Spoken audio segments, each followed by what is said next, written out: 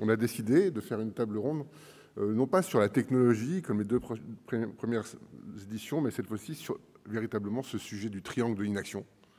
Comment on débloque ce triangle de l'inaction. Et donc, c'est le thème de la table ronde qui suit. On a, et je vais les appeler sur scène les uns après les autres, Anne-Sophie Novelle, notre journaliste, qui va animer cette table ronde. Anne-Sophie, bienvenue. Catherine Touvray, directrice générale du groupe Harmonie. Catherine, bienvenue. Eva Morel, présidente de Quota Climat. Eva, bienvenue. Éric Duverger, fondateur de la Convention des entreprises pour le climat. David Jays, je vois arriver. Bienvenue. Bonafide, ancien conseiller de l'Élysée. Et Sophie Exter, coprésidente du COMEX 40 du MEDEF. Alors, chère Anne-Sophie, on est donc tous sur ce lac gelé et on a à peu près 1 heure pour trouver la solution. Ou plutôt, pardon Nathanaël, l'énergie de la solution. Nous avions choisi d'organiser Tech for Climate juste après les élections européennes pour ne pas nous retrouver en plein milieu d'une campagne électorale. C'est fait. Tu me disais lundi, le contenu de la table ronde sera forcément affecté par ce qui s'est passé ce week-end. On a déjà eu quelques questions en ce sens. Bon courage. Merci. Bonjour à toutes et à tous. Je suis ravie d'être avec vous aujourd'hui. C'est la 2e année consécutive qu'Olivier et ses équipes m'invitent à animer cette table ronde. Moi, ça fait 20 ans que je vis en tant que journaliste spécialisée sur ces sujets avec une grande insouciance. J'ai plus d'insouciance, plutôt, excusez-moi, elle est partie depuis longtemps. Et là, depuis quelques jours, je suis encore plus inquiète par rapport à ce à quoi on assiste dans notre pays. On n'a pas attendu les JO pour battre des records, là, en fait, c'est assez exceptionnel. Mois après mois, la chaleur partout dans le monde se manifeste. On bat des records de chaleur. Bon, ça se voit pas trop en France avec l'été qui démarre pas, mais on a eu aussi des records de pluie. Et je crois que aussi bien Nathanaël que Heidi vous ont rapidement réexpliqué tout ça. On a aussi une année record parce que c'est une année électorale où la moitié de la population mondiale est appelée à voter, 4,1 milliards de personnes. Et partout dans les pays où ça a commencé, au Bangladesh, au Pakistan, en Inde, mais aussi en Europe, on voit qu'il y a un recul démocratique et surtout une montée de l'extrême droite et des partis conservateurs. Donc on peut légitimement, dans ces conditions, en effet, s'interroger sur notre capacité à agir, alors que les sciences, et Nathalie nous l'a rappelé, nous renseignent depuis des dizaines d'années sur ce qui est en train de se passer. Et en fait, on ne croit pas ce que l'on sait. C'est un vrai problème. Et donc, il manque quelque chose dans l'équation qu'on doit résoudre. On est rentré dans un nouveau régime climatique. Christophe Cassou, qui est un climatologue bien connu, rappelle que c'est un monde inconnu qui s'ouvre à nous. Et là, avec les ingrédients politiques qu'on est en train de rajouter, on rajoute de l'inconnu à l'inconnu ou des choses que l'on sait trop bien, mais dont il faudrait se méfier. La question, c'est est-ce qu'on doit rappeler que le changement climatique n'a pas de frontières ? Le nuage de Tchernobyl n'a pas de frontières. La radioactivité, ça n'a pas de frontières. Les polluants éternels n'ont pas de frontières non plus. Et le monde, il appartient aussi à d'autres espèces vivantes que nous. Donc, je crois que, et c'est un petit message personnel, mais que se diriger vers de l'intolérance et du repli, voire du racisme, quand bien même ce sera en mode zéro carbone, ce n'est pas vraiment la solution. Et je crois que ça a été dit aussi précédemment. Donc maintenant, on fait quoi, hein ? Qu'est-ce qu'on attend pour enfin agir à la hauteur de notre démesure ? Je pense qu'ici, vous êtes tous motivés. Je l'ai vu, vous avez levé la main tout à l'heure de manière assez massive. Qu'est-ce qu'on fait pour véritablement se réveiller et arriver à avancer main dans la main, à construire des alliances qui pourraient être un peu plus fertiles et surtout rapides ? Alors pour en parler, j'ai à mes côtés 5 personnes merveilleuses et je vais leur demander tout de suite de se présenter parce qu'en fait, je trouve ça plus simple qu'il et elle se situent, pour me dire, justement, dans ce triangle de l'inaction que Olivier vous a rapidement présenté, l'espace, le sommet, ou l'arête, ou le côté sur lequel ils et elles ont choisi de se situer. Pourquoi avoir choisi de s'installer à cet endroit? Catherine, je vous laisse commencer. Merci beaucoup, très, très heureuse d'être avec vous tous ici. Merci à Olivier et à toutes les équipes. Donc, moi, je voudrais juste, on a parlé tout à l'heure de foi et d'espérance et de ce qui nous anime, dire 2 ou 3 choses personnelles très rapides. En tant que personne et en tant que dirigeante, moi, je suis animée par quelques aspects importants. Le premier, c'est la performance collective, bien sûr. Le deuxième, c'est l'esthétique, le travail bien fait. Enfin, voilà. Le troisième, c'est le vivant, la nature, parce que je suis petite fille de paysan, parce que je vis dans la campagne. Et puis le dernier, c'est le sport, où je passe une partie de mes week-ends, de mes soirées, etc. Et donc le corps, le cœur, le cerveau, c'est un tout indissociable. Donc ça c'est personnel. Maintenant, Harmonie Mutuelle, c'est une entreprise paradoxale qui a un double projet entrepreneurial et sociétal. J'y reviendrai un petit peu plus tard. Et chez Harmonie Mutuelle, donc, on accompagne 88 000 entreprises, une cinquantaine de branches professionnelles. On est le premier opérateur sur notre marché. Et on aime bien les pas de côté. Et du coup, au triangle de l'inaction, j'ai envie, peut-être à la fin de la table ronde, qu'on soit dans le carré de l'action. Et du coup, vous spoilez la fin de mes questions. On y reviendra. Et du coup, je ne savais pas. Un teaser. Voilà. Et du coup, dans ce carré de l'action, moi, je choisis un 4e sommet qui est celui des corps intermédiaires. Et je reprends l'expression de Pierre Rosanvallon que j'aime beaucoup, les institutions des interactions.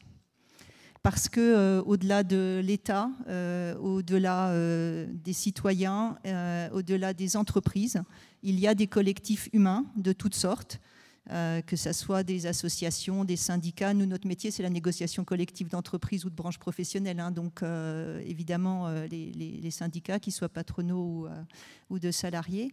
Et donc, voilà, je m'arrête et je veux laisser la parole. Donc, je m'arrête sur cette notion d'institution des interactions que je trouve utile dans le débat qu'on va avoir. Merci beaucoup, Catherine. Je vais passer la parole à Eric du Verger. Pareil, même question. Pourquoi s'être situé là où vous êtes ? Alors déjà, bonjour à tous. Ça fait vraiment très plaisir d'être dans cette salle. On sent qu'il y a une énergie, une écoute incroyable. Donc, merci d'être là. Je dirais, alors moi, personnellement, je me situe un peu partout dans le triangle parce que je pense qu'il faut avoir aussi de l'empathie par rapport aux autres points de vue. Et on a vraiment besoin de dialogue dans ce triangle. Donc, parfois, j'essaie de mettre dans d'autres points de vue. Mais c'est vrai que je mets le poids du corps sur les entreprises. Pourquoi ? Parce que c'est un monde que je connais bien. J'ai travaillé plus de 20 ans dans un grand groupe, un peu partout, dans différentes fonctions et puis dans différents pays. Donc je connais de l'intérieur. Et puis aussi en lançant la CEC en 2020, l'idée, c'était finalement déjà à l'époque de débloquer le triangle de l'inaction. Et il y avait cette ambition de dire que finalement, quand on l'analyse, si ça ne part pas des entreprises et si on ne fait pas une inversion du paradigme au niveau des entreprises, le reste ne peut pas se débloquer. En fait, les citoyens ne peuvent pas adhérer s'ils sentent que les entreprises continuent de se gaver quelque part sur les ressources de la planète et que le politique, en fait, va rester un peu à la traîne. On sait que le politique a des échéances et ne va pas être dans une grande forme de courage ou de stimulation. Donc finalement, on se retrouve avec les entreprises et donc c'est un peu le rêve, c'est de se dire qu'est-ce qui se passe si elles font une course au sommet pour le climat. Et je dirais pourquoi les entreprises aussi. C'est que déjà, il faut se le dire, c'est la racine du mal. C'est-à-dire que les modèles économiques aujourd'hui sont extractivistes et volumiques. Donc, on est là au cœur du mal qui nous emmène vers un scénario potentiellement destructeur. Mais aussi, l'énergie des entrepreneurs, c'est quelque chose d'incroyable. Donc, il y a une puissance d'action et d'innovation et d'énergie chez les entrepreneurs qui fait que ça peut tout renverser. Et ça peut faire cette inversion de paradigme. Et puis aussi, moi, ce que je peux observer, c'est qu'il y a une rapidité de transformation dans les entreprises qu'on n'a pas ailleurs. Les citoyens, pour changer nos comportements, on met des années. Des fois, ça prend 1 ou 2 générations, mais on n'a pas 40 ans devant nous. Et on sait que sur la rapidité d'action, les politiques, ils ont tellement d'injonctions contradictoires qu'ils ne vont pas aller très vite. Donc, on se retrouve vraiment avec les entreprises. Et c'est mon espoir, c'est qu'elles donnent le là et qu'elles donnent une impulsion hyper forte. Merci Eric. Sophie, cette fois-ci, je voulais vous poser la question, la même, pour qu'on puisse comprendre là aussi où vous vous situez. Alors, bonjour à tous. Moi, je suis la cofondatrice d'une société qui s'appelle Chamberlain et qui fabrique des chaussures sur mesure en Dordogne, que j'ai co-créée avec mon associé Franck. L'idée, c'est d'être dans l'ultra slow fashion. Donc, j'étais très, très fière de moi et j'ai eu la chance de faire la première convention des entreprises pour le climat avec Eric, qui m'a démontré que j'étais loin d'être aussi vertueuse que ça. Donc ça nous a bien remis en question avec Franck. On s'est pris une grosse claque. On s'est dit on va aller lever des chèvres. Et puis après on s'est dit non, on va reprendre le taureau par les cornes et on va essayer de réinventer encore Chamberlain pour faire encore mieux. Parallèlement à ça, je suis aussi membre du COMEX 40 du MEDEF depuis 5 ans. Et je viens d'en prendre la coprésidence il y a 2 mois. Alors qu'est-ce que c'est que le COMEX 40 du MEDEF ? En fait, c'est l'idée de regrouper des jeunes chefs d'entreprise de moins de 45 ans. Donc, au début, on a fait un COMEX 40 national de 45 personnes qui représentent une grande partie des territoires de France, avec des entreprises parfois petites et parfois très grosses. Donc, l'idée, c'est qu'en travaillant tous ensemble, on va faire émerger de nouvelles idées, ce qu'appelle Patrick Martin le poil à gratter du MEDEF. Et aujourd'hui, on a 45 COMEX 40 territoriaux, donc on a plus de 500 chefs d'entreprise aujourd'hui qui sont engagés et aujourd'hui qui ne sont pas dans le doute par rapport à changer leur entreprise. La question, c'est plutôt comment faire avec des règles du jeu qui sont parfois complexes.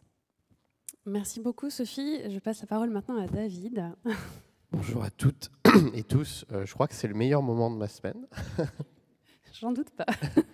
Alors, moi, un peu comme Eric, je crois que je me situe sur les 3 côtés. C'est-à-dire que j'ai une assez longue expérience de presque 10 ans dans l'État, à la fois au ministère des Finances, à l'aménagement du territoire et puis aussi à l'Élysée, où je me suis beaucoup occupé de transformation et où j'ai découvert, d'ailleurs, tardivement, je le confesse, qu'on ne transforme pas sans impliquer les hommes et les femmes sur le terrain. Donc, par exemple, on ne transforme pas une machine aussi complexe que l'éducation nationale par décret et par circulaire.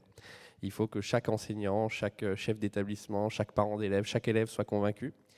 Et j'en ai été tellement convaincu que je suis depuis peu passé dans le privé. Je travaille à développer un groupe de conseil qui s'implique justement en sociologie des organisations et en change sur la transformation des entreprises, accompagner les dirigeants, accompagner les COMEX, les collectifs de dirigeants dans la conduite de ces transformations. Et les transformations environnementales sont une part importante. Et puis à côté de ça, j'écris aussi des livres.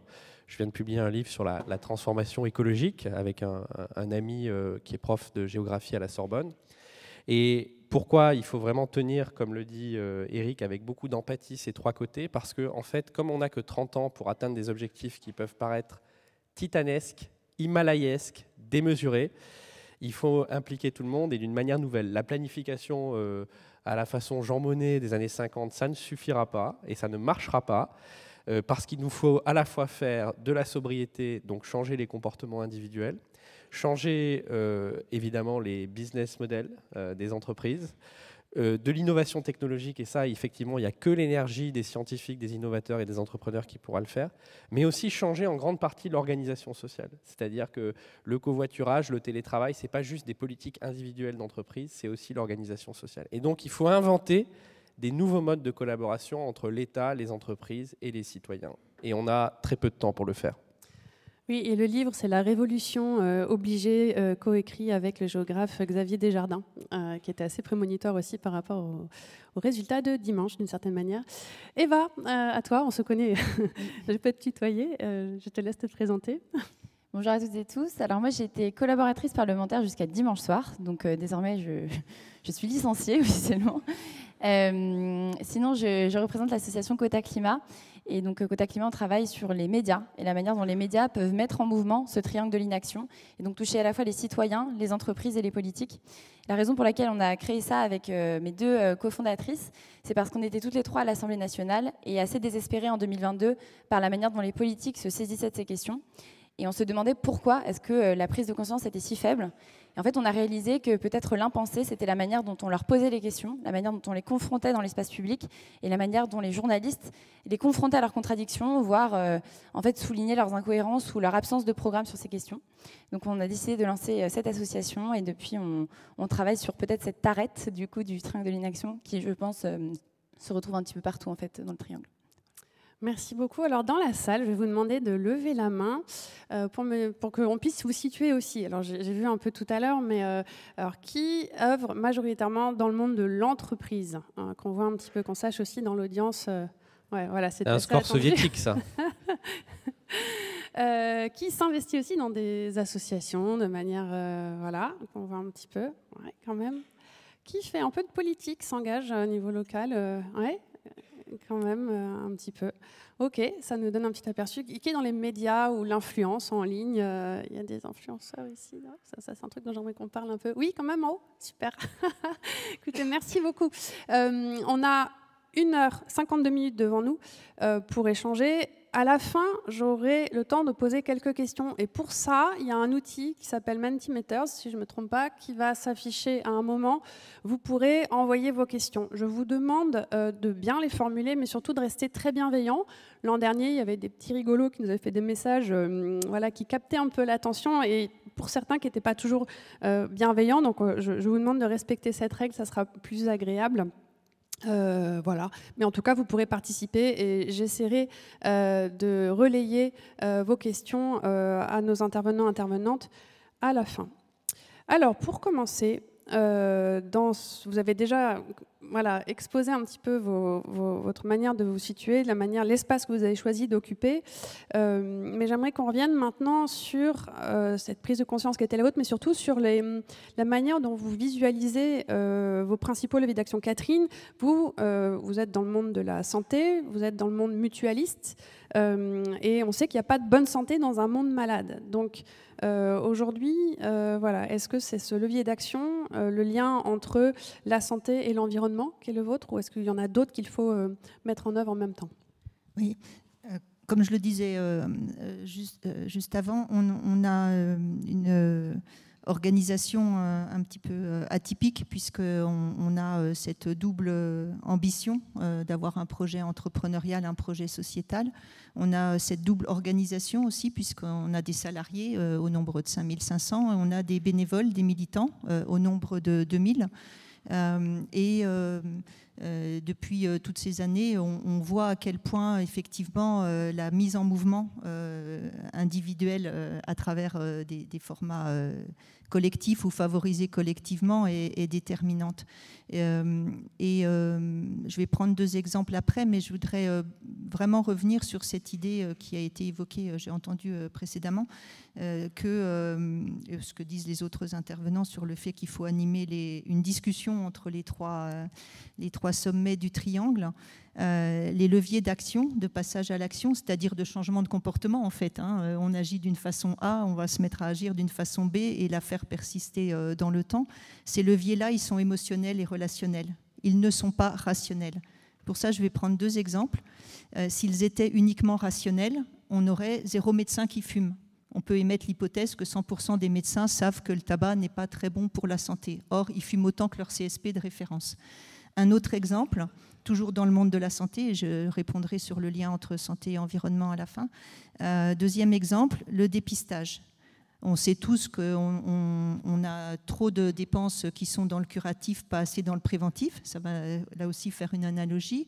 On est dans le top 10 de l'espérance de vie. On n'est pas dans le top 10 de l'espérance de vie en bonne santé, mais on est dans le top 3 des dépenses de soins. Donc on voit qu'on a un mécanisme qui ne fonctionne pas très bien. Et donc si je prends l'exemple du dépistage du cancer colorectal, on a toutes les infrastructures, on a tous les moyens, il n'y a aucune pénurie. Et pourtant, vous êtes, alors dans la salle, je ne sais pas, mais dans la population française, 1 sur 3 seulement à faire quelque chose de ce courrier assez peu friendly qu'on reçoit à partir d'un certain âge à la maison. Je ne pose pas la question à la salle.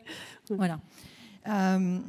je peux prendre l'exemple du dépistage du cancer du sein qui est descendu en dessous de 48%. Enfin, voilà, on peut prendre des exemples à l'envi. Et donc, le sujet, c'est, comme je le disais, c'est notre conviction en tous les cas, c'est de se mettre dans des conditions émotionnelles et relationnelles qui font changer de comportement. Donc, émotionnel, c'est plutôt l'envie que la pénalité, ou c'est un peu ce que disait David tout à l'heure, je pense, ou que la sanction, ou que une forme de répression. Et donc, qu'est-ce qui va me motiver? Qu'est-ce qui va me donner envie? Quel est l'objectif que je vais atteindre? On peut prendre l'exemple de l'activité physique, puisqu'on est dans l'année des Jeux Olympiques, dans l'année de la grande cause bouger 30 minutes par jour. Et comment on va devenir une nation sportive? Et donc, on voit bien que c'est parce que dans un environnement proche, et l'entreprise est un lieu très important à ce titre-là.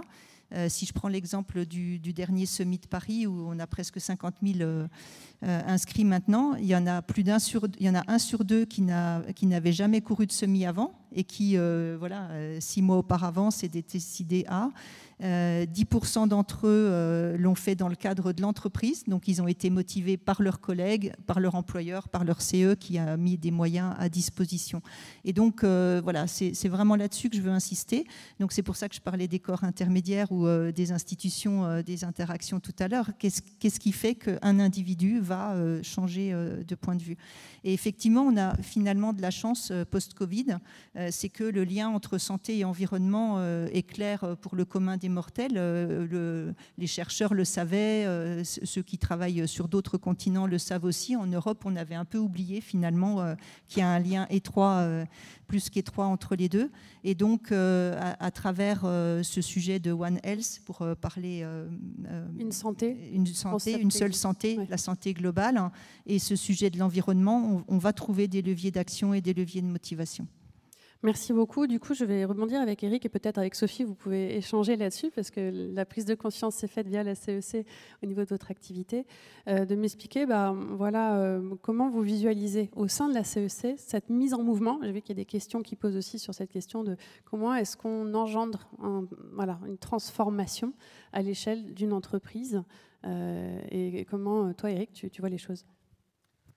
Alors, je vais dire juste une idée, c'est qu'on n'a pas beaucoup de temps et qu'il faut choisir l'endroit où on peut avoir le plus d'impact.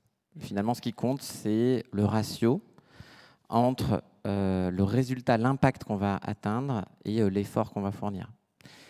C'est ça qui doit nous animer, parce qu'autrement, on va se disperser et on ne va pas arriver dans les temps. Et donc, c'est pour ça que l'idée de la CEC est venue. C'est que déjà, moi, j'ai eu un choc de conscience à un moment donné, mais je me souviens très bien de ce moment-là, c'était en avril 2020, je me suis dit, mais c'est plus possible, on ne peut plus continuer le business as usual, on va dans le mur. Et tout de suite, je me suis dit, alors moi, le U, je l'ai fait en 1 seconde. Je sais qu'aujourd'hui, on essaie de le faire en 1 jour, mais moi, dans la même seconde, je me suis dit, bon, qu'est-ce qu'on fait maintenant? Et pour moi, c'est une évidence qu'on doit tout donner, parce que c'est un enjeu civilisationnel. Et donc la CEC, c'est comme ça qu'on l'a conçue, c'est toucher le cœur des entreprises, des modèles d'affaires, en impliquant les dirigeants. Parce que les dirigeants, c'est eux qui ont le plus grand pouvoir d'action. Et donc, on s'est mis à cet endroit-là névralgique pour essayer de provoquer un point de bascule. Donc voilà, je pense à chacun de nous, puisque tout le monde ici essaye de prendre sa part, essayez vraiment d'être focus dans vos actions pour entraîner les effets papillons et les effets de bascule. Merci beaucoup. Sophie, du coup, comment ça s'est passé pour vous, cette mise en mouvement? Alors nous, on a réinventé notre modèle d'affaires qui était déjà assez vertueux, comme je vous l'ai dit, mais réellement pas assez. Ce qui est intéressant avec un programme comme la CEC, c'est de ne pas être tout seul avec juste un consultant qui va venir nous questionner. C'est d'être plein de chefs d'entreprise ensemble de secteurs très différents et de réfléchir à comment on peut réinventer son business model. Et ça, c'est très très riche parce que moi, j'avais une entreprise qui avait 5000 salariés dans la métallurgie qui me disait « Mais Sophie, pourquoi tu fais pas ça ?» et moi, je pouvais aussi lui donner des idées de start-upeuses dans un domaine radicalement différent. Et comme on se revoyait toutes les 6 semaines, on avait intérêt à sérieusement bosser notre feuille de route parce que sinon, on passe pour des cons. Donc, il y a ce côté de challenging de groupe qui est très fort. Et une fois qu'on a vécu un parcours comme ça et qu'on est tous convaincus, l'idée, c'est de ne pas le garder pour soi, c'est de devenir finalement chacun ambassadeur de ce qu'on vient de vivre pour le diffuser le plus vite possible parce qu'effectivement, on n'a pas de temps. Donc moi, ce que j'ai pu faire à mon échelle, alors que évidemment, je n'ai pas de temps non plus puisque j'ai ma boîte à gérer comme vous tous, hein, c'est de se dire, déjà, est-ce que je pourrais aider la CEC à lancer une CEC en Nouvelle-Aquitaine? Et du coup, je me suis impliquée à fond pour cette préfiguration de CEC. Et qu'est-ce que moi, je pouvais apporter en tant que chef d'entreprise? Eh ben, mon réseau, le MEDEF Périgord que j'avais, le COMEX 40 dans lequel je faisais partie, et puis aussi les liens que je pouvais avoir avec la région ou avec d'autres organismes et syndicats pour diffuser ce message au maximum de chefs d'entreprise en Nouvelle-Aquitaine. Et aussi sur un secteur qui est donc la chaussure, où il a fallu réinventer peut-être une approche. Quand on est en 2020-2021 sur ce secteur-là, c'est pas forcément facile. Oui. Ce qu'on se disait quand on avait préparé, c'est qu'en fait, la chaussure, c'est compliqué parce que c'est tout sauf écologique, en fait. Quand on regarde la composition d'une chaussure, donc je vous disais, j'étais très fière de moi parce qu'on fabrique tout à la demande, donc on est dans l'ultra slow fashion, on n'a pas de stock, on ne produit que ce que les femmes veulent vraiment. Sauf que la réalité, si on prend vos chaussures en vernis noir, le talon, en fait, il est en plastique et il est enrobé de cuir. Il est possible que ces chaussures aient été fabriquées en Chine, parce que c'est souvent le cas. En fait, 93% des chaussures sont fabriquées dans des pays à bas coût. Et on a à l'intérieur des cambrions en métal, on a du cuir qui parfois n'est pas du cuir et qui est du cuir de pomme, mais en fait le cuir de pomme c'est fait à base de pétrole. Donc en fait c'est un cauchemar total sur tous les composants de se dire comment faire les choses bien et comment on décompose chaque étape. Même jusqu'à l'expédition, à un moment donné, on avait fait un appel d'offres, on travaillait avec DHL, on était très contents. Et là, je regarde le chemin de ma chaussure. Donc elle part de Nontron au cœur du Périgord vert à la campagne. Elle part, j'imagine, en camion à Bordeaux. Après, elle est expédiée en avion à Leipzig pour revenir après à Roissy-Charles de Gaulle et arriver à ma boutique à Paris. Chaud. Par contre, c'était moins cher que Chronopost. Donc après, en tant que chef d'entreprise, à chaque étape, il faut prendre des décisions, il faut faire vivre la boîte. Et comment on fait quand finalement on n'est pas vraiment encouragé à le faire? Aujourd'hui, les consommateurs, moi je me mets à leur place. Tu vas dans n'importe quelle boutique, une paire de chaussures à 50 € à 100 € qui est fabriquée par des gens qui travaillent 6 jours sur 7, 14 heures par jour, et qui gagnent une poignée de cacahuètes. Pourquoi est-ce que je m'embêterais à aller acheter du Made in France? Sauf que la réalité, c'est que ces chaussures, elles vont faire 6000 km. Elles sont fabriquées avec une énergie qui est carbonée.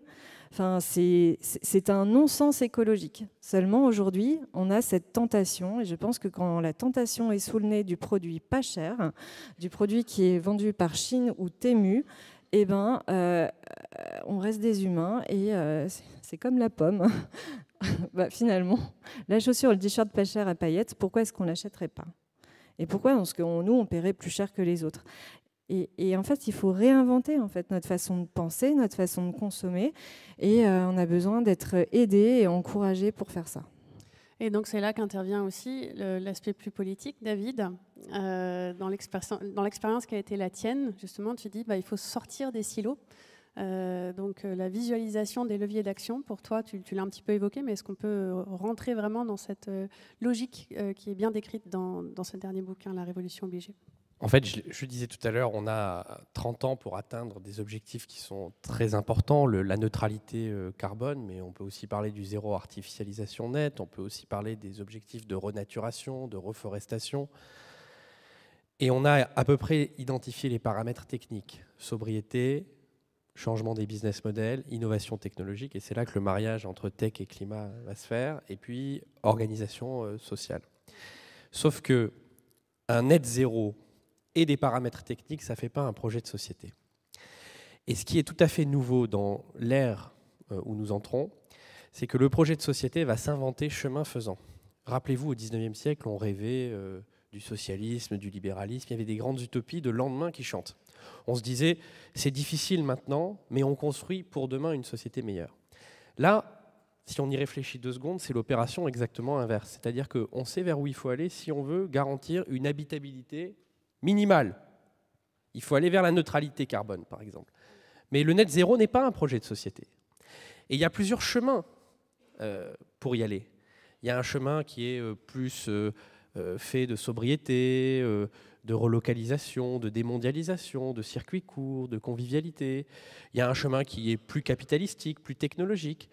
Et en réalité, ce qu'il faut, c'est qu'on soit capable d'animer un débat sur ce chemin, parce qu'on ne mettra pas en mouvement les citoyens, les organisations, les dirigeants, uniquement avec des paramètres techniques. Et c'est une des raisons pour lesquelles, aujourd'hui, le Green Deal, qui est très important, parce que justement, il a posé les bases, il a posé les fondements législatifs, fiscaux, il n'est pas suffisant, parce qu'il ne permet pas d'animer le cœur des dirigeantes et des dirigeants, le cœur des citoyennes et des citoyens. Et c'est ça qu'il faut qu'on construise, et on a très peu de temps pour le faire. Je voudrais dire une deuxième chose aussi, c'est que, si vous voulez, il faut que chacun appuie là où il peut le plus faire la différence et avoir de l'impact. Je prends un exemple qui est celui des territoires. On s'est fixé un objectif de 0 artificialisation nette. La façon dont on le fait aujourd'hui n'est pas la bonne façon, parce qu'on dit on va diviser par 2 le nombre de permis de construire partout en France. Les régions sont chargées de répercuter ça auprès des intercommunalités et des communes. Sauf qu'un territoire n'égale pas un autre territoire. Il y a des endroits, par exemple en zone rurale, où il y a un vieillissement démographique, où il y a peu de renouvellement, où il y a peu d'activité économique et où, au fond, on n'a pas besoin de construire et de bétonner. Et donc, on peut aller même encore plus vite sur le 0 artificialisation nette. Il y a d'autres endroits, sur le littoral, dans des zones touristiques, où on a beaucoup d'enfants, on a des saisonniers, on a de l'activité économique. Donc, il faut construire des logements sociaux, des écoles, parce que l'artificialisation, c'est aussi ça. C'est des logements sociaux, des écoles, des crèches.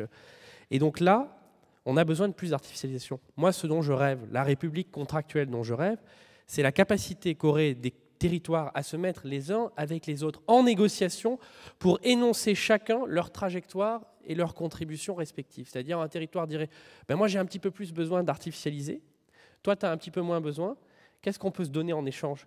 Par exemple, dans une intercommunalité rurale de la Mayenne, on va avoir besoin de vite soutenir l'achat de véhicules électriques parce que les gens ils ont besoin d'une voiture pour circuler. Il y a des endroits où, dans les zones de bocage où rien n'est à moins de 25 km. Ils ont besoin de subventions pour recycler leurs friches agricoles ou industrielles. Et à l'inverse, prenons la Baule par exemple, qui est une zone très dense sur le plan urbain, très touristique. On peut faire une politique vélo beaucoup plus ambitieuse. Donc ce qui compte, c'est que les choses puissent être contractualisées. Et au fond, entre les entreprises, ça marche déjà avec les systèmes de prix. Ça ne marche pas assez, c'est encore trop indicatif. Mais tout ce que vise à créer la CSRD, tout ce que vise à créer cette réglementation qui, pour le moment, est surtout vécue comme de la bureaucratie, c'est justement cette négociation, cette contractualisation au sein du scope 3, par exemple, avec les fournisseurs. Et une fois qu'on aura passé la phase un peu douloureuse d'adaptation à la réglementation, on va créer des pratiques d'entreprise, on va créer des gouvernances, on va créer des business plans qui permettront d'atteindre ces objectifs. Donc, en fait, le rôle du politique, c'est de fixer un cap, c'est de dire, voilà les objectifs qui ne sont pas négociables. Mais un cap, 0 artificialisation, 0 neutralité carbone, ce n'est pas un projet de société. Ensuite, c'est la société, justement, les entreprises, les citoyens, les collectivités locales, qui doivent se mettre en mouvement et qui doivent le faire dans la négociation et dans la contractualisation. Donc c'est une histoire de réappropriation pour cesser de percevoir ces mesures comme des contraintes, mais justement se dire ok, ça c'est l'objectif commun et on s'est mis toutes et tous ensemble. C'est capital parce que si ces mesures sont perçues comme des contraintes, on va avoir de plus en plus ce qu'on a vu ces derniers mois. Moi je vous alerte quand même très solennellement parce que après 2018 où il y a eu des sécheresses, il y a eu des gigafeux, etc., il y a quand même eu une prise de conscience écologique et c'est beaucoup la jeunesse qui nous a aiguillonnés, les mouvements Fridays for Future, etc. Ensuite, il y a eu le Covid. On a beaucoup rêvé, parce qu'on était dans nos chambres et devant nos ordinateurs, au monde d'après. Et là, ce que je constate depuis 1 an, c'est le mouvement inverse. Le reflux. On est en train de connaître, on parle de backlash, le terme est un peu technique. Je l'ai dit à la française. Voilà, on connaît un reflux. Donc là, si vous voulez, il est minuit moins 5. Soit on franchit un pas supplémentaire, et ce pas supplémentaire, c'est un vrai projet enthousiasmant, industriel, technologique, de société, de justice aussi. Et ça, c'est vous qui pouvez le construire dans vos entreprises, dans vos organisations. Ce que fait Eric, par exemple, c'est absolument capital avec la Convention des entreprises pour le climat. Soit au contraire, on aura avancé de 2 pas pour reculer de 3 pas. Et vous avez vu la campagne, la sale campagne que certains partis ont menée durant les élections européennes contre le Green Deal, l'accusant de tous les maux. alors que presque aucune mesure, par exemple, dans l'agriculture n'est entrée en vigueur. Il faut se battre sur ça. Il faut réaffirmer les choses. Il faut tenir bon. Et surtout, il faut passer à l'étape supérieure, c'est-à-dire celle d'un projet de société enthousiasmant. Oh, on a quelques jours là pour essayer d'y réfléchir. Eva, avec toi, on va parler journalisme, médias, parce que c'est la sphère sur laquelle aujourd'hui, alors outre tes fonctions professionnelles en suspens pour l'instant, mais avec Quota Climat, vous êtes emparé de cette question. Qu'est-ce que les médias peuvent faire aujourd'hui ? Je me sens un peu concernée, on échange souvent avec Eva, et je pourrais aussi peut-être prendre la parole là-dessus. J'aimerais rebondir sur ce qui a été dit parce que c'est vrai qu'on sait que les politiques doivent fixer un cap, on sait que les entreprises doivent se transformer, on sait que les citoyens, à leur échelle, doivent agir. La question, c'est pourquoi est-ce qu'ils ne le font pas ? Et en fait, avec Quota Climat, on essaie de se demander quels sont les rouages dans la machine, qu'est-ce qui permet de mettre en mouvement et qu'est-ce qui bloque aujourd'hui. Et aujourd'hui, on n'a pas d'incitation à le faire. On n'a pas d'incitation à le faire parce qu'on n'a pas de vision positive du demain. Et ça, c'est un problème. On n'a pas d'incitation à le faire parce qu'on se donne des excuses. En tant qu'entreprise, c'est encore accueilli favorablement d'expliquer les difficultés auxquelles je suis confrontée pour décarboner mon modèle d'affaires et reporter à demain mes objectifs de neutralité carbone. On voyait encore aujourd'hui dans Challenge un article où je crois que c'était la directrice France de Total Energy qui expliquait qu'en fait, ils allaient décarboner, mais à leur rythme, c'est-à-dire ex nihilo, comme ça, on décide que chaque entreprise a son rythme. Et la question, c'est pourquoi est-ce que ça, ce n'est pas contredit ? Pourquoi est-ce que ce n'est pas confronté à un risque réputationnel accru ? Et pour nous, les médias ont vraiment un rôle à jouer à ce titre, de créer ce risque réputationnel, de créer l'envie d'agir et de dire, en fait, si vous ne le faites pas, il y aura un retour de bâton. Ce retour de bâton sera potentiellement une mauvaise réputation. Et en fait, on sait qu'en tant qu'entreprise, une mauvaise réputation, c'est synonyme d'un modèle d'affaires qui décrépite. En tant que politique, c'est synonyme de non-réélection. En tant que citoyen, on n'a pas envie de passer un mauvais quart d'heure dans les médias. Et donc, pour nous, ce levier d'action, il est particulièrement puissant. Une fois qu'on l'a identifié, avec Quota Climat, on s'est dit, notre stratégie, ça va être, on est humain, on ne peut pas tout faire. On a une cible, on va marteler par tous les côtés sur cette cible avec différents leviers d'action. Donc le premier, ça a été d'interpeller les médias sur les réseaux sociaux. Donc ce qu'on fait tous les jours depuis 2 ans, c'est qu'on écrit des posts de décryptage qui permettent de démontrer aux journalistes que les pratiques actuelles en matière de couverture des enjeux écologiques ne sont pas au niveau. Et quand on dit pas au niveau, on a encore de la désinformation, on a encore des contenus climato-sceptiques dans des médias qui sont pourtant reconnus au niveau national. Donc ça, c'est une première chose, démontrer que ça ne fonctionne pas. Deuxième chose, produire de la donnée pour objectiver le problème. La donnée, c'est essentiel parce que sinon, on ne peut pas convaincre. Et quand on arrive avec un nouveau sujet dans l'espace public, c'est indispensable de montrer qu'en fait, la problématique est là avant de trouver des solutions. Quand on a produit cette donnée, on s'est rendu compte que l'écologie, ça représentait entre 3 et 5% de l'espace médiatique. Biodiversité en ordre de grandeur, c'est 10 fois moins. Et quand on va ensuite dans le détail des thématiques abordées, des effets loupes, on voit qu'en fait, il y a certaines thématiques comme l'énergie, le nucléaire, qui occupent un espace très, très large de cette fenêtre médiatique qui est déjà très faible. Les enjeux d'atténuation prédominent, les enjeux d'adaptation des territoires sont quasiment absents, alors qu'on voit qu'aujourd'hui, au niveau citoyen, c'est peut-être le sujet sur lequel on préférerait être informé. Donc voilà, la donnée est essentielle pour faire exister le problème. Et dernier sujet, c'est comment est-ce qu'une fois qu'on a identifié cette problématique, on essaie de toucher d'un point de vue systémique la profession et pas que journaliste par journaliste, média par média, parce que sinon, comme l'a dit Eric, on va pas y arriver à temps. Et donc, c'est pour ça qu'on a commencé à rédiger une proposition de loi. Donc là, elle est tombée à l'eau en même temps que notre emploi dimanche dernier. Mais donc, on a rédigé un certain nombre de mesures qu'on a portées au niveau des parlementaires à l'Assemblée nationale. Et c'est un effort qu'on fait aujourd'hui aussi au niveau européen et international.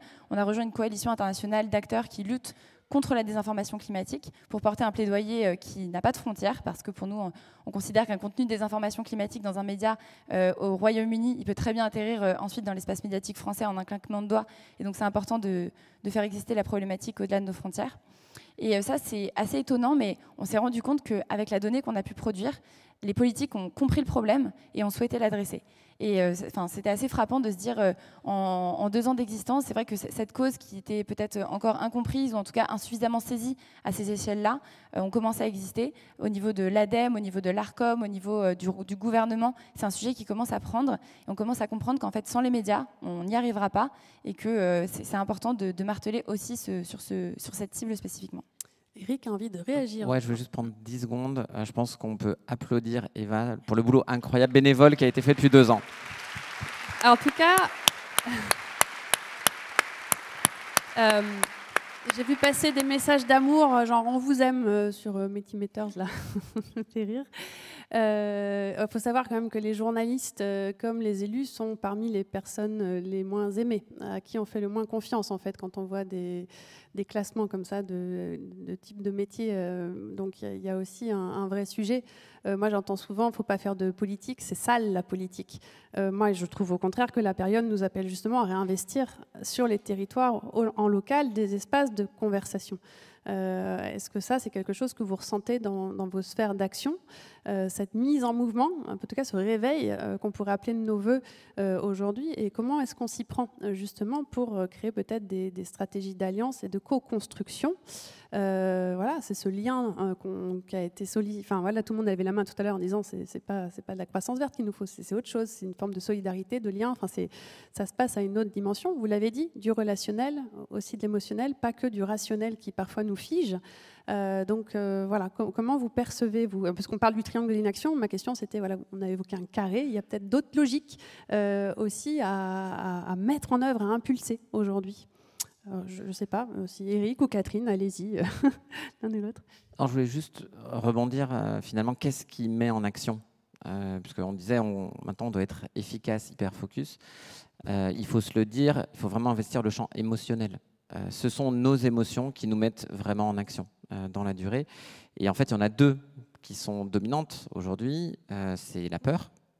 Et je pense qu'on a tous peur. On a tous peur. Ici, on est quand même, il faut se le dire, les gagnants du système. Hein. Si on peut être là, et si cette assemblée, on est vraiment les gagnants. Donc, on a beaucoup à perdre, en fait, de basculer dans un système B. Parce que dans le système A, on était les gagnants. Et je pense que beaucoup de gens ont cette peur d'être déclassés ou de perdre leur statut ou de l'argent. Et donc, il faut la regarder en face, cette peur. Certains ont peur aussi, l'éco-anxiété, hein, qu'il y a un effondrement. Donc voilà, il faut aussi la regarder en face et se dire qu'est-ce qu'on en fait. Et c'est vrai qu'il y a aussi, nous dans la COC, on passe beaucoup de temps là-dessus, et je regarde Kako et Chloé et Morgan, c'est faire appel aux émotions et aussi le cœur et la joie qu'on peut avoir. Et là, nous, on peut en témoigner. C'est que c'est enthousiasmant de se réaligner sur un projet de société. C'est vraiment enthousiasmant, et de le faire collectivement. Donc on fait ce qui est juste et on le fait ensemble. Et ça, c'est un levier hyper puissant. J'espère qu'on va passer à l'échelle sur ce levier de l'émotion collective vers quelque chose qui nous enthousiasme. Alors David, ouais, j'ai plein de choses à dire. Il y a des appels à trouver aussi des figures, ça c'est intéressant, de ce besoin de figures. Là on dit Mandela, Gandhi, en Europe, ça serait qui? David, puis après Catherine peut-être. Alors si le sentiment de peur et d'anxiété domine, c'est parce qu'on a réussi à imposer le constat, mais qu'il y a un écart béant entre le constat et l'action.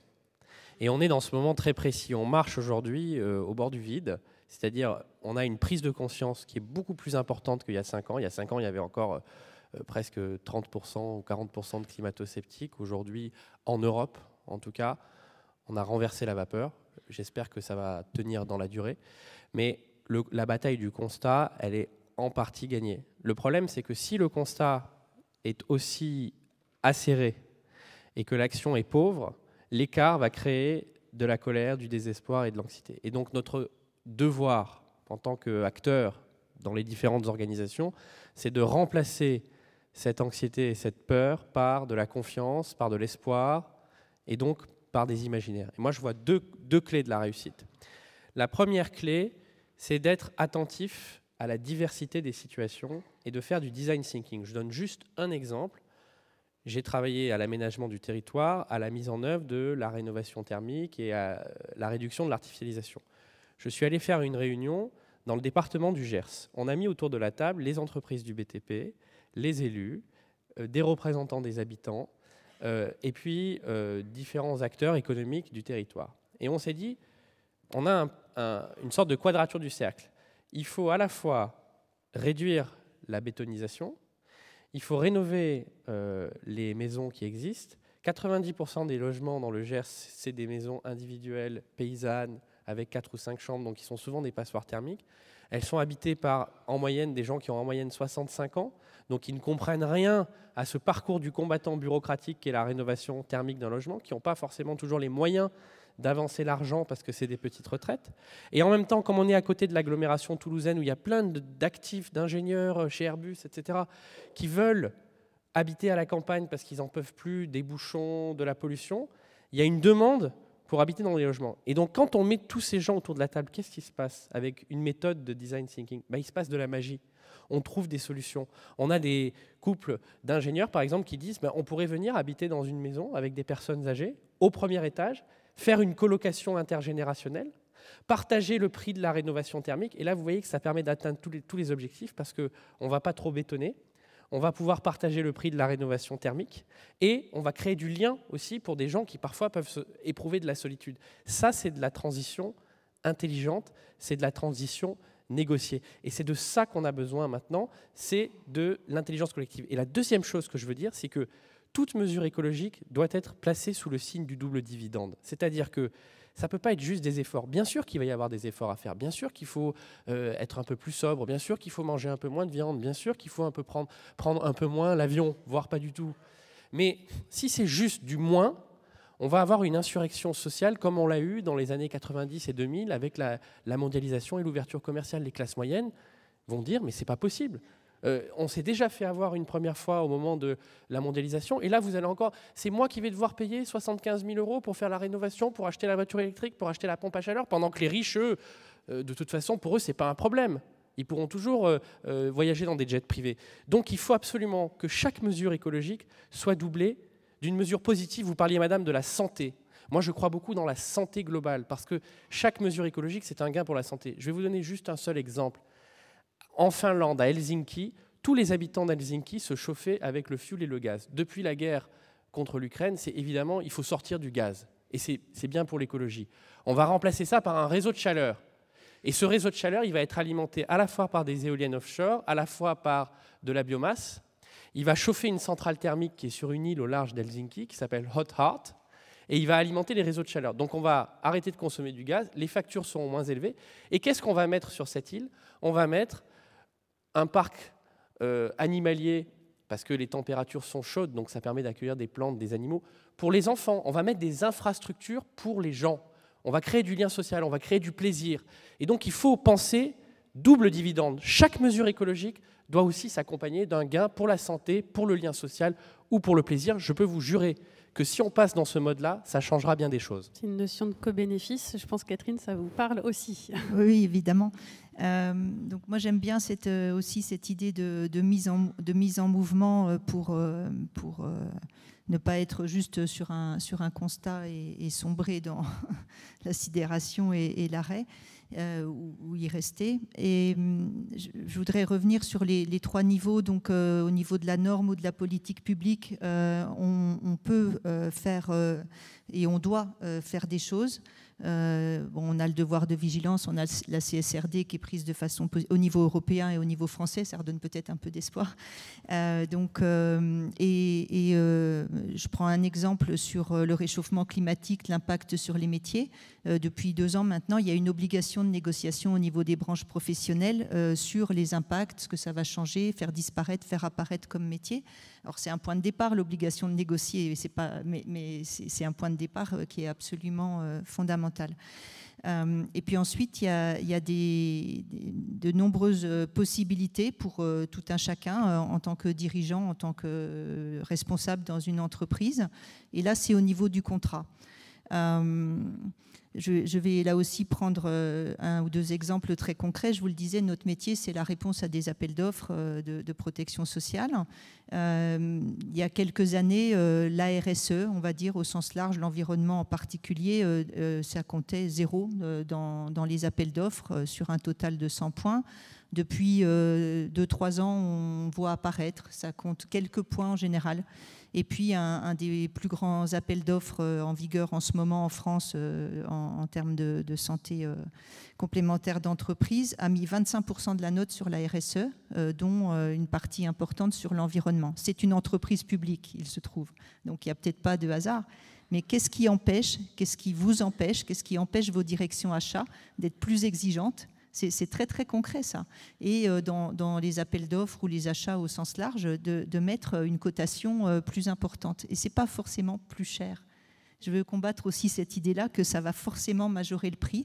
Si on considère que dans les différents leviers, on a le levier de la sobriété, ce n'est pas forcément plus. Au contraire, c'est la conviction qu'on peut faire mieux avec moins. Et puis ensuite, au niveau de vraiment des acteurs, et là je vais prendre l'exemple que je connais le mieux, c'est-à-dire le nôtre. On s'est doté en 2020 d'une mission qui consiste donc à passer du curatif vers le préventif, comme je le disais. On s'est doté d'une direction santé-écologie qui a mis au point un certain nombre de propositions qu'on a fait adopter dans l'entreprise, donc une stratégie climat en scope 1 et 2. Sur le scope 3, comme notre sujet c'est le système de santé, on en est seulement à avoir des premiers papiers sur une stratégie de décarbonation en ce moment avec le Shift Project. Donc on est encore loin, mais on espère le plus vite possible avoir des remboursements conditionnels liés à l'empreinte carbone d'un certain nombre de remboursements que nous pratiquons, ou inciter à l'économie circulaire. Je vais citer 2 exemples. Depuis 4 ans, au lieu de faire le Black Friday, on fait le Harmony Friday. Ça consiste à collecter les lunettes usagées. Donc déjà, sur les lunettes, dans 15% des cas, aujourd'hui, quand il y a un changement de lunettes, il n'y a pas de changement de correction de vue. Bon, déjà, 1 sur 6, ça n'a aucune justification du point de vue de la santé. Donc la première année, on a collecté 100, 200, 300 paires de lunettes usagées. On en est à plus de 7000 aujourd'hui en 2023. En 2024, j'espère qu'on va battre le record. On a plus de 120 entreprises qui s'engagent là-dessus. Un autre exemple avec Redim en Loire-Atlantique, l'économie circulaire, le réemploi de tout ce qui est orthèse, tout ce qui traîne aujourd'hui dans les placards, dans vos placards à tous, qui n'est pas réemployé. Enfin, voilà, des exemples comme ça, je peux en prendre des centaines. On est tout au début de l'histoire et on peut agir. Ensuite sur la méthode, moi je crois vraiment que la vraie force, c'est celle qui permet de faire, comme ça a été très bien évoqué tout à l'heure, de faire travailler ensemble des gens qui ont des opinions différentes, voire contradictoires. C'est ça la vraie force. Et moi, il y a une définition du consensus, puisque c'est ça qu'il faut fabriquer, que j'aime beaucoup, qui dit que le consensus, ce n'est pas l'absence de désaccord, c'est une méthode pour le surmonter. Et donc, c'est quand une conversation va être difficile qu'il faut l'avoir. Donc il faut aller voir les gens avec lesquels on n'est pas d'accord, il faut dialoguer, il faut partir de leur point de vue, de comprendre pourquoi il y a un blocage, pourquoi ce passage à l'action ne se fait pas. Et donc voilà, je vais m'arrêter là, mais il y a une quantité de leviers absolument phénoménaux. Il y a des imaginaires positifs, effectivement, et le lien avec One Health, la planète, les animaux, qui donnent des leviers d'action dans toutes les classes d'âge.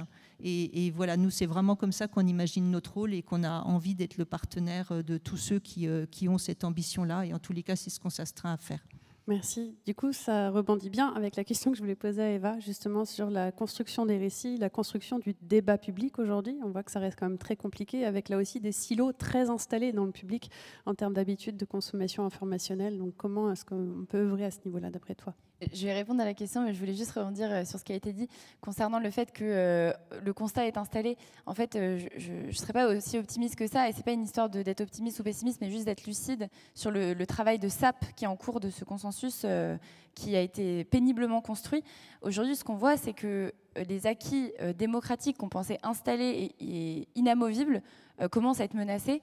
Et ça, c'est le cas pour nos institutions. Mais quand on pense au fait que les questions de transition écologique peinent autant à être installées dans les entreprises, quand on voit que des choses aussi construites et aussi installées sont déconstruites, alors la transition écologique peut être balayée d'un revers de main assez facilement. On voit que les forces contraires qui poussent contre cette transition sont très fortes et en fait sont de plus en plus fortes dans le chaos politique qu'on vit aujourd'hui. Et donc je pense qu'il est important de dire qu'aujourd'hui le doute concernant le consensus scientifique sur le réchauffement climatique progresse dans l'opinion, que ça fait appel à des intérêts économiques très bien identifiés de certaines entreprises, mais aussi de certains médias. Et quand on voit qu'aujourd'hui ça ne coûte pas très cher de produire du divertissement, de produire de la polarisation de l'opinion, de produire du doute, au contraire d'une information de qualité, on ne peut pas s'étonner que ça progresse dans l'opinion. Donc, je pense que c'est important d'avoir ça en ligne de mire et de se dire, dès lors que les partisans du changement s'arrêtent de travailler, ceux qui ont un intérêt à maintenir le statu quo, en fait, eux ne cessent de le faire, et donc ça revient à la situation initiale. Ceci étant dit, pour répondre à la question concernant les nouveaux récits, je pense qu'il y a un gros travail de mise en lumière des liens de causalité entre le constat, les causes, les conséquences et les solutions dans les médias. Aujourd'hui, ce qu'on voit, c'est qu'on a beaucoup de contenus médiatiques très anxiogènes parce qu'ils parlent des conséquences de la crise qui progresse. On a vu encore il y a 2 jours un incendie très ravageur qui s'est produit en France. Et donc, Dans le Var. Voilà, exactement. Et donc on voit que c'est les prémices de ce qu'on peut attendre encore cet été de nouveau. On voit que dans plein de pays dans le monde, la crise climatique progresse à un rythme alarmant. Mais couvrir cette actualité sans donner les clés d'action, en laissant impuissant, ça ne permet pas de passer à l'action. Et donc pour nous, c'est important d'expliquer ce qui se passe et ensuite de mettre en lumière les solutions de la transition. Quand on parle de mettre en lumière les solutions, on peut avoir l'impression que c'est quelque chose de très naïf, volontairement bisounours, c'est-à-dire qu'on veut positiver une situation qui est catastrophique. En fait, aller chercher les solutions dans les territoires, aller faire parler les entrepreneurs de la transition et le mettre en récit avec des visuels adaptés, c'est un travail qui coûte cher, qui est hyper compliqué. Et en fait, ça n'a rien de facile. Au contraire, c'est peut-être quelque chose qui est très disruptif aujourd'hui à mettre en lumière dans les rédactions. Donc il y a quelques journalistes dans les rédactions nationales et dans la presse quotidienne régionale qui se battent pour défendre ce nouveau mode de travail, cette nouvelle pratique journalistique. Mais en fait, c'est quelque chose qu'il faudrait mettre en lumière et davantage soutenir, y compris financièrement. Et nous, peut-être dernier élément, on pense que interpeller les journalistes pour leur demander de le faire quand on voit des contenus qui illustrent cette nouvelle pratique ou qui vont à l'encontre, c'est très puissant parce que souvent on peut avoir l'impression qu'ils opèrent dans un silo, dans une boîte noire et que les citoyens ne peuvent pas participer à cette production d'informations. En réalité, c'est essentiel et on en est tout à fait capable. Oui, après ça change quand même un petit peu. Je veux dire, tu le dis, mais je trouve qu'il y a quand même des médias, pour en faire partie, on forme énormément de rédactions aujourd'hui, on a formé des centaines de journalistes, il y a quand même un soubresaut. J'insisterai aussi sur le fait que vous avez le droit de choisir votre régime informationnel. On n'est pas obligé d'aller nourrir du CNews, pour ne pas les citer, ou d'autres chaînes qui ont un contenu. Voilà. La question, et elle a été posée, j'ai vu là aussi dans ce qui ressort, c'est il y a aussi un récit dominant d'une certaine forme d'écologie qui n'est peut-être pas celle qu'on a envie d'entendre dans les quartiers populaires, par exemple. C'est un public qu'on a du mal à aller toucher depuis des années. Donc il y a des initiatives qui commencent à émerger, mais il y a aussi une incapacité parfois à parler du vécu de chacun et chacune. Je pense que les Gilets jaunes, on évoquait un peu ce qui s'est passé dans l'histoire récente, était un peu cette image. Olivier Hamant est un auteur que j'adore, qui a beaucoup travaillé sur la notion de performance, de sobriété, en disant quand on dit à quelqu'un d'être sobre, alors qu'il vit déjà de manière sobre malgré lui ou malgré elle, parce que ses moyens ne lui permettent pas de vivre richement, justement dans des pavillons avec piscine, est-ce que là, il n'y a pas un autre type de discours à créer? Et donc je pense qu'il y a aussi tout un chantier, justement, dans ces espaces de conversation à créer. Je ne sais pas ce que ça... Si je peux juste rebondir là-dessus, en fait, il y a aussi un changement de paradigme à opérer entre un lendemain déplorable, négatif, on va vers la fin et on lutte juste pour un monde dans lequel on aurait moins d'acquis qu'aujourd'hui. En fait, aujourd'hui, ce qui se passe n'est pas que positif. Aujourd'hui, un monde qui vit à base de pétrole, qui émet à base de polluants qui nous intoxiquent, c'est pas quelque chose de positif. Et en fait, on a toujours l'impression qu'il faut démontrer que le lendemain sera joyeux. En fait, peut-être qu'on pourrait aussi démontrer que aujourd'hui ne l'est pas tant que ça. Et ça faciliterait le travail de la transition en disant, en fait, la charge de la preuve revient plutôt aux opérateurs économiques et politiques de ce jour, de nous montrer qu'en fait, le modèle qu'ils nous vendent et qui reproduisent est souhaitable. Éric. Ouais, je pense que là, tu touches du doigt un enjeu majeur. Et nous, on essaie d'être lucide là-dessus, puisque la CEC, c'est vraiment un mouvement de dirigeants et puis d'entreprises. Il faut se le dire un peu bobo quelque part, et ce qui nous est reproché. Et on prône une nouvelle économie de la robustesse, tu citais Olivier Hamant, mais en tout cas de la régénération, se mettre en position de vraiment régénérer les ressources de notre planète. Et donc, on a un enjeu, et franchement, on n'a pas toutes les réponses, mais qui est de déboboiser cette pensée, de dépercher un peu les concepts qu'on peut avoir. Et moi-même, des fois, je suis très intellectuel et pas assez concret. Et merci pour les exemples que tu as donnés tout à l'heure. Et en fait, il faut qu'on rende populaire cette nouvelle modalité de faire de l'économie et d'organiser les activités humaines. En fait, les plus impactés aujourd'hui sont ceux qui ont le plus à gagner d'investir cette nouvelle économie. Mais en fait, ils ne se rendent pas compte parce qu'on ne l'a pas bien expliqué et on ne s'est pas mis du point de vue des premiers impactés. Et souvent sur la santé, sur la perte de pouvoir d'achat, c'est ces classes-là qui souffrent le plus.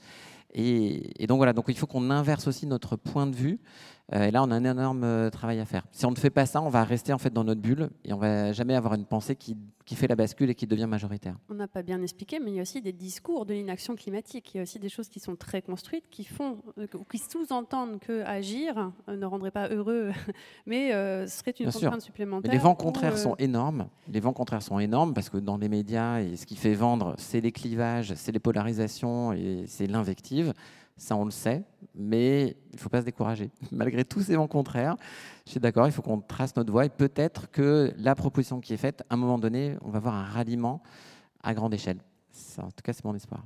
Sophie, un petit point de vue là-dessus, parce qu'avec cette démarche de faire du Made in France, de faire plein d'efforts, etc., on ne peut pas forcément faire de la concurrence avec des produits plus bas coût. Comment on fait et quels seraient les besoins aujourd'hui Déjà, je pense qu'on a besoin de collaborer vraiment avec les politiques, parce que les politiques qui nous gouvernent souvent sont des gens qui n'ont jamais travaillé dans des entreprises, qui sont dans la théorie. Je crois que ton voisin n'est pas tout à fait d'accord. Non, mais parfois, il y a des lois qui sont absurdes. Donc, c'est notre rôle à nous aussi de travailler avec eux. C'est vrai. Si je reprends mon exemple de chaussures, et je le reprends parce que je trouve que ça parle à tout le monde. Comment est-ce qu'on peut encourager, ce que je vous dis, des gens à acheter des produits fabriqués en France alors qu'on a cette tentation qui vient du bout du monde tous les jours? Comment est-ce qu'on peut nous interdire à nous de faire travailler nos salariés Enfin, je veux dire, on paye nos salariés au SMIC, ils travaillent 35 heures par semaine, ils sont dans des conditions qu'on estime même pas forcément assez correctes. Mais on autorise l'importation de produits qui ne respectent aucune de ces règles. Les gens ne travaillent pas 35 heures par semaine là-bas.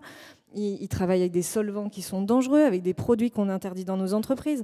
Donc, comment on fait, nous, pour avancer sur toutes ces conditions écologiques et on a envie de le faire, alors qu'en face, on ne joue pas les mêmes règles? Donc on a besoin de collaborer avec les politiques pour créer un climat avec des règles qui encouragent en fait cette démarche. Et je rebondis là-dessus parce qu'avant de passer à parler à David, mais ce qu'évoquait Eva, en fait à demi-mot, c'était aussi qu'il y a des grandes entreprises ultra polluantes qui ont tout intérêt à financer des médias ou à aller faire du lobby auprès des politiques justement pour pas que ça bouge. Donc comment on fait quand justement on a passé cette prise de conscience? Et David, petite réaction. Alors petit plaidoyer pour la vision politique. Vous avez vu qu'on a eu un mouvement social agricole en Europe ces derniers mois. Dans tous les pays européens, d'ailleurs, c'était un des premiers mouvements sociaux pan-européens. Entre novembre et février. Oui. Alors, il y a une présentation qui est faite dans les médias qui est assez caricaturale, de dire on oppose agriculture et écologie. Les agriculteurs se sont soulevés contre l'écologie. En fait, ce n'est pas du tout le sujet. Le sujet, c'est qu'ils ont l'impression que, en gros, leur compte de résultat, puisque ce sont des entrepreneurs, ne changent pas, c'est-à-dire qu'ils ont des charges qui sont toujours en hausse parce que les intrants, l'alimentation animale, l'énergie, ça coûte de plus en plus cher avec la guerre en Ukraine, l'énergie, etc. Que les recettes, elles stagnent parce que ça n'avance pas sur le terrain des négociations commerciales avec la grande distribution ou avec l'industrie agroalimentaire, malgré les différents rounds de loi Egalim. Donc, ils sont avec l'eau qui est jusque-là au niveau du coût, et tombent sur eux des normes qui leur disent sans arrêt, vous devez faire plus d'obligations administratives, plus de jachères, plus de biodiversité, curer les fossés, des espaces. Et donc ils ont l'impression en fait qu'ils sont pris en étau. Vous comprenez? Donc si on veut changer les choses, et c'est là qu'on a besoin d'une bonne collaboration entre la chaîne agroalimentaire, le reste de la société et le monde public. Il faut changer les règles du jeu. Il faut dire, vous êtes des formidables agents de la biodiversité et du climat, parce que vous avez des sols, si vous en prenez soin, ils stockent du carbone, ils sont riches, ils ont une grande richesse biologique. Vous avez du foncier, donc vous pouvez produire de l'énergie, de l'agrivoltaïsme, etc. Vous pouvez faire des circuits courts s'il y a les bonnes incitations qui sont construites. Ce que je veux dire, et vous pouvez évidemment rendre des services de biodiversité ou des services écosystémiques qu'on peut rémunérer aussi si on structure des vrais systèmes d'échange, par exemple de titres carbone, de certificats de contribution climatique. Mais ça, c'est un travail qu'il faut faire collectivement.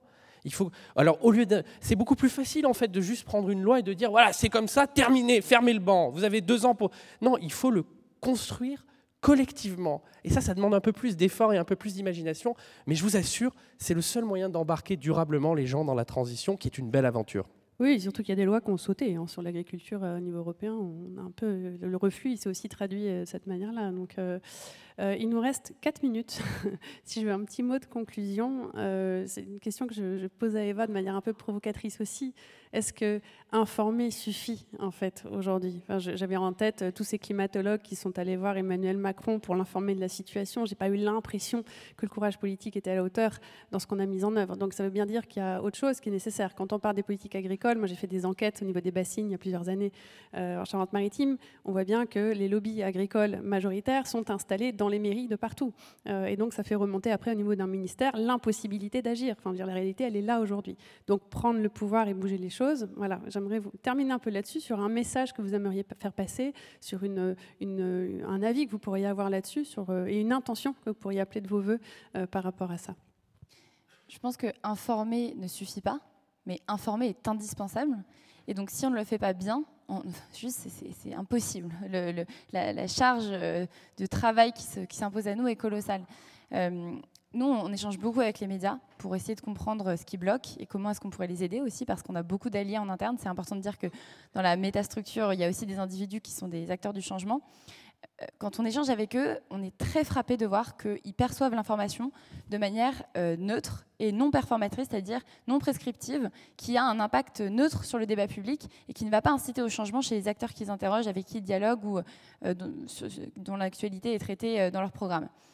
Un JT de TF1, un JT de France 2 qui parle à 10 millions de Français et qui explique par A plus B qu'un programme est incohérent, qu'un responsable politique ment ouvertement sur son programme ou qu'un plan de décarbonation ne tient pas la route, mais ça a une puissance folle. Enfin, je ne comprends même pas comment c'est possible de considérer que ça n'a pas d'impact.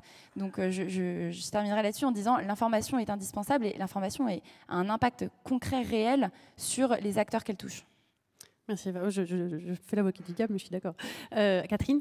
Oui, moi je voudrais terminer sur un point. J'ai été un peu gênée par l'idée de déboboiser et d'expliquer, voilà, parce que si on parle des gens ordinaires, je crois profondément au fait que eux également, nous en faisons partie, peuvent avoir des bonnes idées et faire des propositions.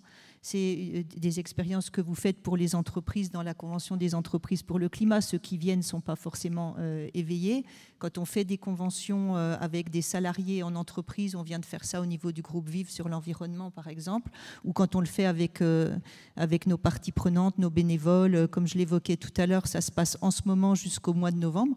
Il y a de formidables idées, de formidables projets qui viennent et on a aussi à apprendre et pas seulement à expliquer. Donc, faisons aussi le pari que toutes les bonnes idées peuvent venir de tous les endroits et qu'on n'a pas ceux qui expliquent, ceux qui doivent comprendre, mais se mettre tous en action et prendre ce que chacun peut apporter en donnant vraiment cette chance à chacun d'être acteur, contributeur. Merci. Il y en a qui demandent est-ce que vous deveniez ministre de la Santé à partir du 8 juillet. Voilà. J'ai vu qu'il y avait une demande en mariage aussi. Hein. Oui, j'ai vu aussi, avec un H. Et Eric, on n'a plus que 50 secondes. Ouais, on merci peut pour le rebond. Ouais, que ça soit bien clair, hein, quand je dis déboboiser, c'est d'embarquer en fait beaucoup plus largement. D'ailleurs, un événement comme celui-ci vient embarquer et on sort de notre bulle. Il faut qu'on soit conscient. Des fois, on est dans notre bulle, on dit c'est en train de le faire. Mais en fait, non. Il faut juste avoir cette conscience-là, embarquer. Et effectivement, avec une posture de grande humilité. Parce que, en fait, l'action, c'est tous ensemble. Et ça va être majeur de garder cette intention d'humilité. Tu nous avais proposé de réfléchir à une allégorie. Donc, on a beaucoup débattu sur le triangle de l'inaction. Donc, moi, j'avais réfléchi. Donc, je propose ça. Une allégorie sur comment essayer de dépasser ce triangle de l'inaction. Et donc, ça m'a fait penser à la clôture du jeu Fort Boyard. Est-ce qu'il y en a qui regardent? Je regarde avec mes enfants de temps en temps. En fait, il y a deux moments. C'est le moment où, en fait, il y a une énigme et il faut trouver un mot. Et ensuite, pour que ce mot chacun doit se placer sur une lettre, tous ensemble, et avoir toutes les lettres pour qu'il y ait le trésor. Alors ce trésor, on va dire, c'est peut-être le nouveau paradigme qu'on veut faire advenir. Et en fait, on ne peut réussir que tous ensemble et en étant bien placé au bon endroit. Donc je pense que c'est vraiment cette image, moi, j'aimerais que vous ayez. Et le mot, alors c'est un mot qu'on emploie beaucoup, hein, le mot, il est en 12 lettres. Est-ce qu'il y en a dans la salle qui voit ce mot de 12 lettres qui pourrait être peut-être celui qui nous donne la clé? Anticonstitutionnel. Non, c'est beaucoup plus. C'est le mot régénération. Pardon, j'étais en train d'écrire. Je suis. Merci. Fort Boyard, le fort qui d'ailleurs s'écroule en ce moment en raison de l'érosion. J'ai vu ça à la télé sur France 2 parce que je mate le JT le soir. On va le faire en pour virtuel. Après former les gens. On le fera en réalité virtuelle. Voilà, j'apprends des choses. David, parce que je sais Alors, que. juste vous en voulez un mot, partir. en plus, Ouais. il faut que je parte, mais symbiose entre l'humain, le vivant, les écosystèmes, symbiose entre la santé humaine, la santé animale et la santé environnementale, symbiose aussi entre le public et le privé. C'est un joli mot, la symbiose. Je l'adore. Merci beaucoup. Sophie? Moi, j'ai envie de dire qu'il faut qu'on réinvente tous ensemble ce nouveau récit. Voilà, ce nouveau monde qu'on a envie de construire, c'est pas inéluctable. C'est pas parce qu'on est dans la surconsommation, dans la pollution depuis quelques dizaines d'années. C'était pas le cas avant, et c'était pas le cas quand ma grand-mère avait mon âge. Voilà, elle a 93 ans aujourd'hui. Et donc c'est possible en fait. C'est pas que, enfin, c'est possible. Il faut juste se poser et reposer les choses et voir ce qu'on a vraiment envie pour demain, tous ensemble, les citoyens, l'État, les entreprises, et travailler ensemble. Merci à tous les 5. Je vais laisser David partir. Je veux bien qu'on nous remette les questions parce que j'ai le temps. J'ai 2 minutes pour peut-être arriver à en choisir. Merci infiniment. Vous pouvez l'applaudir. Alors, on me demandait de remettre les noms des participants, pas maintenant, pas tout de suite, sinon je ne vois pas les questions.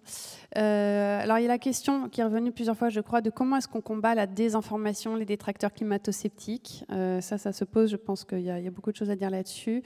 Et ensuite, les arguments efficaces pour convaincre un chef d'entreprise, mais je pense que ça peut se poser à d'autres niveaux. Je vais garder ces deux-là. Je garde ces deux-là. J'espère que ça vous ira. Je suis désolée, je vais sans doute générer de la frustration. Parce que du coup, ça me permet de vous parler. Voilà. Eva, sur le volet des informations, et vous, sur le côté, comment est-ce qu'on arrive à convaincre d'autres chefs d'entreprise? Sur les informations, je pense que c'est important d'insister sur le fait que pour beaucoup, elle est intentionnelle, qu'il y a des acteurs qui la produisent, il y a des acteurs qui l'amplifient et qui ont un intérêt souvent économique, mais ça peut être aussi réputationnel à l'amplifier. Une fois que ça c'est dit, ça veut dire que ce n'est pas du ressort de l'erreur, mais vraiment de la lutte contre ces détracteurs de l'intégrité de l'opinion. Nous, ce qu'on a essayé de faire à l'échelle française et qu'on va continuer de marteler, c'est de ne plus laisser passer les incidences de désinformation climatique dans les médias en saisissant l'ARCOM, donc qui est le nouveau CSA, l'autorité de régulation médiatique, qui permet en fait de trancher si quelque chose met en péril la qualité de l'information dans les médias français, auquel cas il y a des sanctions qui peuvent s'apposer, comme c'est le cas quand on désinforme sur la protection de l'enfance, sur la pluralité, sur l'égalité des genres.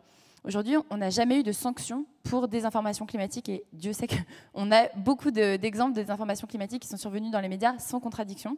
Donc on le fait et en parallèle de ça, on travaille à ce qu'il y ait des compétences qui soient dédiées au sein de l'ARCOM au fait d'instruire ces demandes et de ne plus laisser passer ces incidences de désinformation. Et pour ne pas être trop longue, je pense qu'à l'échelle internationale, il y a encore un consensus à construire sur le fait que la désinformation climatique soit un problème. On a donc cette coalition qu'on a rejointe sur la désinformation travaille sur la désinformation sur les réseaux sociaux. C'est un énorme problème à part entière, mais quand on leur parle des médias traditionnels, ils ont l'impression que ça n'en est pas un. Et c'est fou de se dire qu'on en est encore là parmi nos alliés, qu'en fait on a l'impression que les médias traditionnels, les journalistes, font un travail déontologique, et donc ça relève en fait de l'opinion. Et je pense que la grosse bataille sémantique à gagner, c'est de faire la distinction entre ce qui relève du fait, ce qui relève de la chose établie, et dans quel cas on ne peut pas la mettre en débat, puisque la mettre en débat, ce serait déstabiliser l'intégralité de nos repères, donc on ne pourrait plus construire d'opinion par rapport à ça, et ce qui relève de l'opinion. Et là, bien sûr, la liberté de la presse a tout le loisir d'être exercée. Ouais, il y a beaucoup de choses à faire. Et alors, dernier point, pour convaincre des dirigeants d'entreprise et puis tous les employés d'entreprise de s'embarquer, la clé, c'est de voir à qui on s'adresse et toujours de chercher tête, cœur, corps. Alors, sur le corps, les entrepreneurs, ils ont une énergie de dingue, donc ça leur dire tu peux participer à un projet qui change le monde, et c'est le moment de le faire parce qu'autrement, on a un gros problème. Donc, axé sur l'énergie. Sur le cœur, c'est cette idée aussi du collectif et de se retrouver, se réaligner soi-même. Je pense qu'on a tous envie de se réaligner soi-même, trouver cette cohérence. Et puis sur la tête, c'est juste du bon sens pour un dirigeant d'entreprise de se dire qu'il y a quelque chose d'énorme qui arrive sur les limites planétaires, des pénuries, des coûts, des surcoûts, et qu'il doit prendre un coup d'avance pour repenser son business model. Voilà, c'est les 3 arguments qu'on essaie d'utiliser pour embarquer dans la CEC. Merci Eric. Sophie. Et peut-être rajouter de façon très terre à terre pour un chef d'entreprise qui n'aurait pas envie de tout ça, de se dire finalement de toute façon le business model il va devoir changer, c'est maintenant. Donc autant le faire avant que les règles arrivent pour être en avance par rapport aux autres. Catherine. Peut-être une dernière toute petite cerise sur le gâteau qui est que si l'entreprise fonctionne, c'est parce qu'elle a des salariés, qu'elle arrive à les recruter, à les motiver et à les fidéliser, et que c'est absolument essentiel parce que la demande est là. Merci beaucoup. Est-ce que je vois qu'on m'a rajouté du temps, alors ah, c'est le décompte, ok. Ça y est, on a plus 6 minutes, c'est pas 6 minutes en plus en fait. Donc désolé, on vous a pris 6 minutes pour les interactions. Donc on s'arrête là, mais merci pour votre écoute en tout cas. Merci à tous. Merci beaucoup.